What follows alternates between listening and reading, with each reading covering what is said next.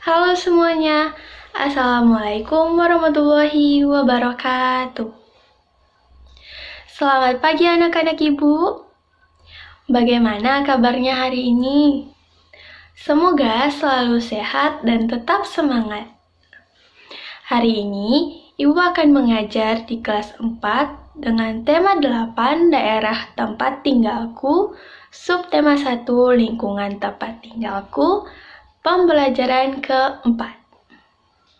Sebelum kita memulai pembelajaran pada hari ini, alangkah lebih baiknya kita berdoa sesuai dengan agama dan ajaran masing-masing, agar pembelajaran kita pada hari ini dapat dilancarkan. Tujuan pembelajaran kita pada hari ini yaitu, yang pertama, anak-anak ibu dapat menjelaskan karakteristik individu anggota keluarganya. Yang kedua, anak-anak ibu dapat menjelaskan jenis pekerjaan dan kegiatan masyarakat terkait dengan kegiatan ekonomi. Selanjutnya, anak-anak ibu dapat mengidentifikasi jenis pekerjaan terkait dengan kegiatan ekonomi di lingkungan tempat tinggalnya. Dan yang terakhir, anak-anak ibu dapat menjelaskan tokoh utama dan tokoh tambahan dalam cerita fiksi dengan benar. Walaupun kita tidak belajar secara langsung, ibu harap anak-anak ibu dapat belajar di rumah secara maksimal ya. Kita mulai pembelajaran kita pada hari ini dan jangan lupa untuk menyiapkan alat tulisnya. Hari ini kita akan melanjutkan pembelajaran sebelumnya, yaitu tema 8, subtema 1, pembelajaran keempat. Dayu dan Kak Gusti memiliki kegemaran olahraga yang berbeda. Dayu gemar bersepeda dan Kak Gusti gemar berlari. Keduanya sering berolahraga bersama. Bahkan, terkadang Kak Gusti membonceng Dayu apabila kecapean. Dayu dengan senang hati membantu kakaknya.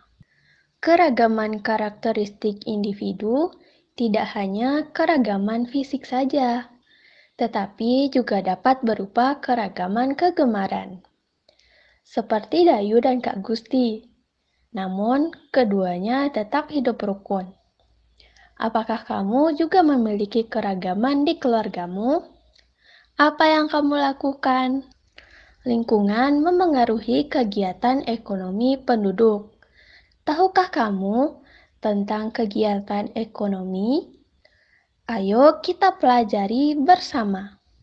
Kegiatan ekonomi adalah kegiatan yang dilakukan oleh manusia untuk mendapatkan penghasilan, barang, atau jasa tertentu dengan tujuan mencapai kesejahteraan dalam hidupnya. Berikut macam-macam kegiatan ekonomi. Yang pertama, produksi. Produksi adalah kegiatan menghasilkan barang dan jasa. Orang yang melakukan kegiatan ini disebut produsen. Yang kedua, ada distribusi. Distribusi adalah kegiatan menyalurkan barang hasil produksi dari produsen ke konsumen. Orang yang melakukan kegiatan distribusi disebut distributor. Dan yang terakhir, ada konsumsi. Konsumsi adalah kegiatan memakai barang-barang hasil produksi. Orang yang melakukan kegiatan ini disebut konsumen. Mari membaca teks bersama Ibu Guru mengenai Kabupaten Tabanan. Kabupaten Tabanan merupakan salah satu kabupaten di Provinsi Bali. Kabupaten ini terletak di bagian selatan Pulau Bali. Daerah Tabanan didominasi oleh pegunungan dan pantai.